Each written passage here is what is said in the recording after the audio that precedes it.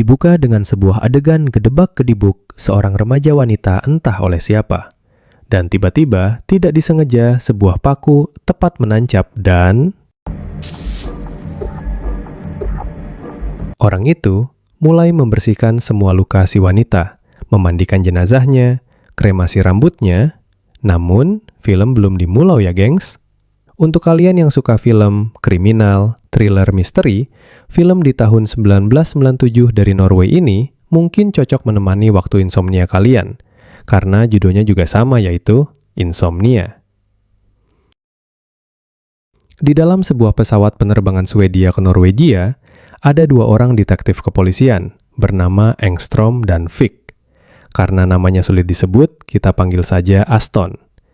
Mereka berdua terbang ke Norway untuk menuntaskan sebuah kasus pembunuhan seorang remaja wanita berusia 17 tahun yang dikenal dengan nama Tanja.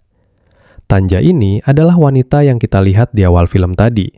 Tubuhnya ditemui tanpa busana di sebuah tempat sampah. Namun, kenapa polisi Norway ini meminta jauh-jauh seorang kepolisian dari Swedia untuk membantu mereka? Karena Aston ini memiliki reputasi yang hebat dalam membongkar kasus. Apalagi jenazah Tanja ini, semua petunjuk sudah hilang.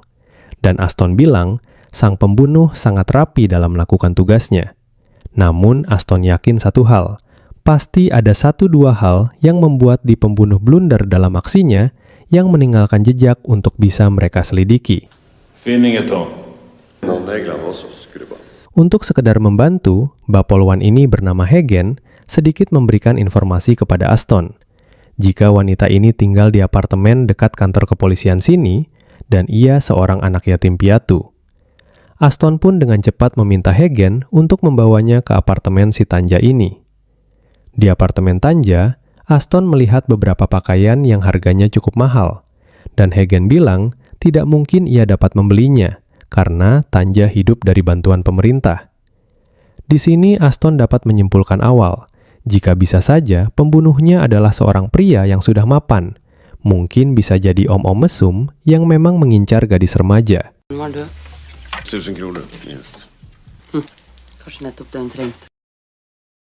Seusai penyelidikan di apartemen Tanja, Aston dan Fick akhirnya bisa menginterogasi pacarnya Tanja, yang di luar dugaan pacarnya Tanja merupakan remaja seumuran dengannya yang bernama Eistern. Di sini Aston mulai mengulik dan akhirnya mendapatkan sedikit kesimpulan jika sebenarnya Eistern mengetahui jika Tanja memiliki hubungan dengan seorang om-om.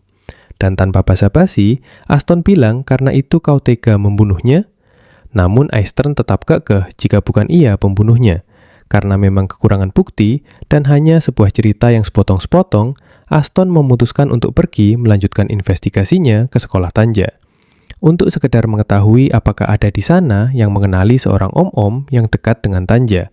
Karena saat sesi interogasi Eistern, ia tidak mengetahui siapa om-om itu. Walaupun di sekolahnya Tanja sekalipun, mereka tidak mendapatkan informasi yang berharga.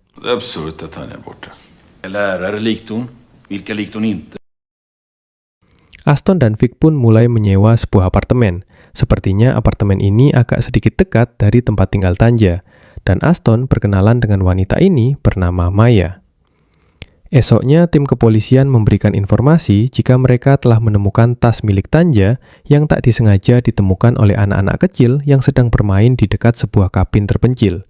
Di sini, karena masih belum mendapatkan informasi benang merah dengan si pelaku, Aston mulai bermain dengan analogi kasusnya ini, yang mana Aston menayangkan sebuah video di televisi yang mengatakan jika pihak kepolisian sedang mencari tas milik Tanja ini, jika ada warga yang melihatnya, agar segera melapor kepada polisi, karena berkemungkinan jika menemukan tas ini, polisi bisa tahu siapa pelakunya.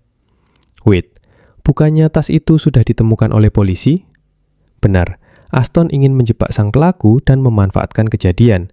Karena berita penemuan tas itu belum publis, jadi Aston seakan-akan belum menemukan tas tersebut, sekaligus memberitahukan kepada si pelaku secara tidak langsung, apabila tas ini ditemukan, mungkin bisa menangkap si pelaku.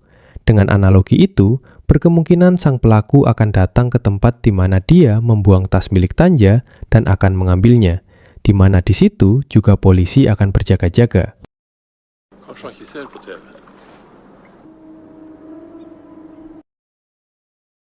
Setelah menunggu sangat lama dan kabut tebal mulai turun, akhirnya seseorang mendekati kabin dan mengambil tas itu.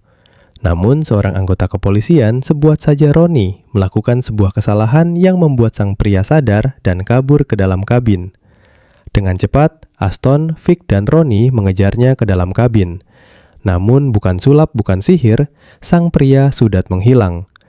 Yang rupanya kabin itu memiliki ruang pelarian bawah tanah yang langsung menuju ke arah tebing. Di sini Aston meminta Vic mengejar ke arah kanan dan Ronnie mengejar ke arah kiri. Dan tak lama terdengar suara teriakan Ronnie. Dan benar saja, Ronnie tertembak di bagian kakinya. Mengetahui pelaku memiliki senjata api, Aston langsung mengejar ke arah yang ditunjuk Ronnie sembari membawa senjata apinya. Namun karena kabut yang begitu tebal, Aston terjatuh dan sedikit buyar.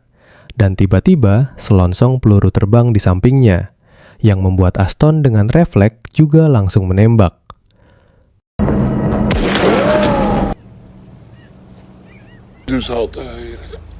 Ternyata yang tertembak adalah Vic. Aston juga langsung mengamankan pistol yang tercecer di sana dan membuai laporan kepada atasannya di kepolisian tentang peristiwa itu. Namun karena tidak ingin disalahkan atas tewasnya Vic, Aston mulai ngibul dalam laporannya dan seolah-olah yang menembak Vic adalah si pelaku. Maka oleh sebab itu, kasus kematian Vic diambil alih oleh Hagen. Serta Hagen meminta Aston membantunya saat olah TKP kejadian. Kemarin sembari bilang ia akan identifikasi peluru yang bersarang di tubuh Vic.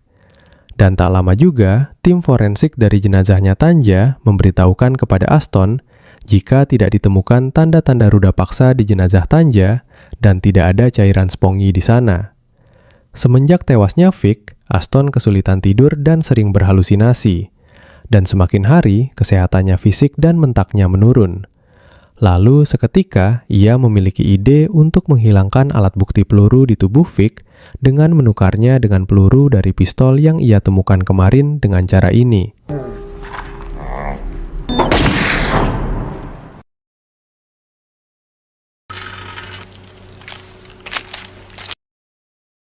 Singkat cerita, Hagen yang sudah selesai dengan semua investigasi dan pemahaman TKP menyadari jika sepertinya Aston merubah keterangannya.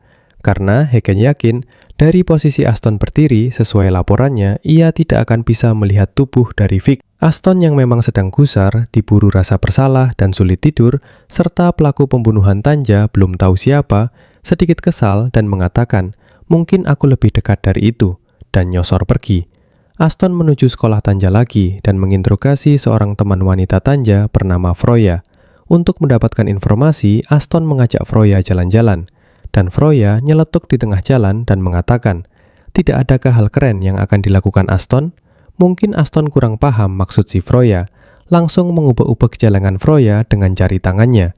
Dan setelah itu, mungkin ia sadar dan langsung memberhentikan mobilnya dan menyeret Froya ke arah sebuah pembuangan sampah. Di sana Aston membentak Froya sembari bilang, "Apakah kau tahu tubuh temanmu ditemukan di sini tanpa busana?"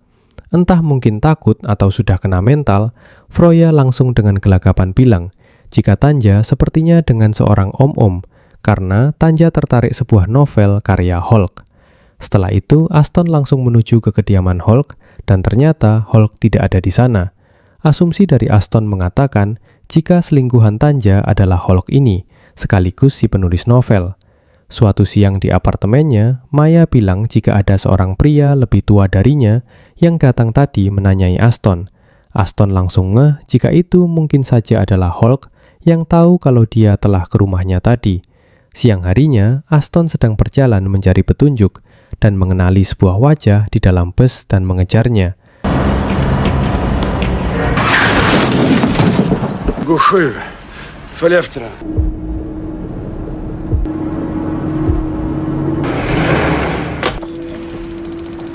Saat berhasil mengejar bus itu dan bertemu dengan sang pria yang tak lain adalah Hulk.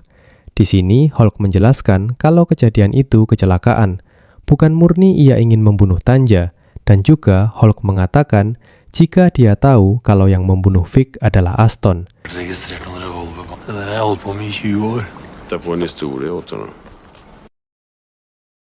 Setelah pertemuan itu, Hawk dan Aston memiliki rencana agar mereka bisa sama-sama bebas dari tuntutan. Yang mana Aston akan menumbalkan Easton sebagai pelaku pembunuhan di sini, dengan meletakkan senjata yang ia dapati di lokasi kejadian di bawah tempat tidurnya Easton. Dan tak lama, Easton dan Freya melakukan skidi papap di sana tanpa menyadari adanya Aston di sana. Karena Aston belum menikah dan melihat hal itu, serta juga saat dengan Freya dia pernah ubek-ubek jalengan Freya juga, membuatnya langsung nyosor Maya, dan Maya langsung melawan dan menolaknya. Keesokan harinya, Hawk diinterogasi, dan sesuai arahan dari Aston, Hawk memberikan keterangan jika Tanja sering mengalami luka lebam dari pacarnya, yang membuat polisi kembali ke kediaman Easton, dan di sana menemukan sebuah pistol yang pelurunya identik dengan yang ditemukan di tubuh Vic. Dengan semua skenario yang telah dibuat oleh Aston yang memang langsung mengarah kepada Easton, namun Hagen masih belum puas dan masih curiga jika yang membunuh Tanja dan Vic bukan Easton. Dan saat itu juga meminta Aston menemaninya untuk ke kediaman Hawk karena Hagen menemukan sidik jari lain di bagian atas pistol yang disinyalir milik Easton tersebut. Kenapa Hagen curiga jika Easton dijebak? Karena tidak ada sidik jari dari Easton di pistol maupun barang milik Tanja, dan juga beberapa informasi dari TKP dan yang ditemukan Hagen tidak sinkron. Sesampainya di kediaman Hawk, Hawk sudah bersiap-siap akan kukur, lalu dikejar oleh Aston, dan akhirnya